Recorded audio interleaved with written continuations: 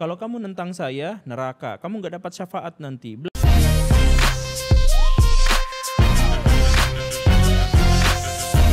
Misalnya ada ustadz atau ulama gitu ya, yang membodoh-bodohi masyarakat ini, kan lu melihat fenomena itu tuh. Gimana tuh lu menanggapinya tuh? Iya, jadi ada ustadz-ustadz yang masang jarinya gini doang nih. Ini. Nah terus air botol kayak gini dicelup-celup. Nah terus nyumbang tuh orang tuh. Terus merasa ini air punya ini kekuatan mistis gitu. Iya kayak gitu. Ya kalau misalkan ya dalam tradisi Islam berkah itu ada. Tapi berkah itu nggak mungkin dijual. Kalau ada air doa, ini beli nih air doa karena sudah didoakan sama nih beli, udah didoain guru gembul lah. Iya kayak gitu kan. Iya. Ini air 3.000 jadi 15.000 jadi 20.000 gitu kan. Kayak gitu. Tapi bahasa kampanye bisa gini, nyumbang seikhlasnya. Iya. Iya itu. Nah itu kan ya kalau memang itu berkah nggak mungkin dijual gitu. Nggak mungkin ada ininya. Ini adalah untuk sumbangan untuk pesantren Anu misalkan. Kalau pesantren itu benar-benar bagus, nggak mungkin dia ngemis-ngemis pakai atas nama berkah. Gitu. Dia punya usaha sendiri, dia punya apa? Kan pesantren-pesantren Indonesia di zaman dulu tuh, zaman sebelum PKI ngamuk tuh, itu kan sebenarnya si ustadz itu punya tanah yang luas, ada pertanian, ada peternakan. Santri-santri ke sana tuh gratis.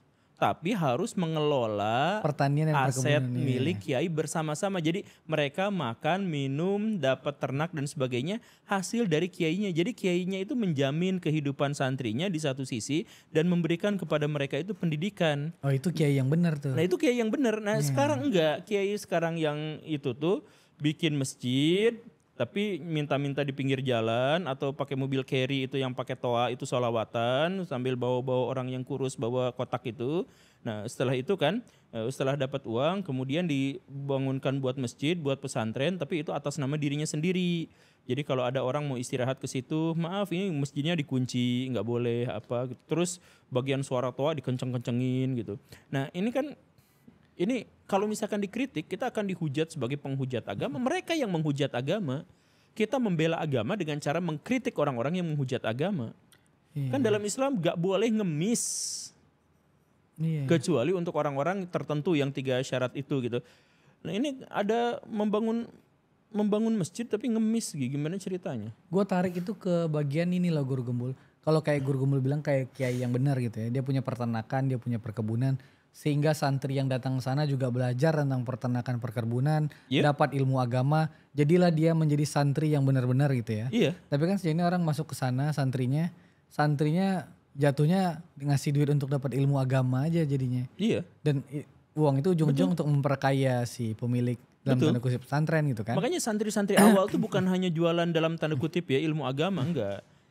Mereka juga padepokan pencak silat, mereka juga tabib yang kedokteran, ya memang masih sangat tradisional, tapi kan nafas zamannya memang seperti itu. Artinya mereka tuh bukan hanya memberikan kepada masyarakat itu janji-janji sorga, tapi mereka terlibat ke dalam masyarakat sebagai orang yang bisa mengobati, orang yang ngerti soal herbal, orang yang bisa melindungi masyarakat daripada preman. Karena mereka memiliki kesaktian silat apa segala rupa kan gitu kan.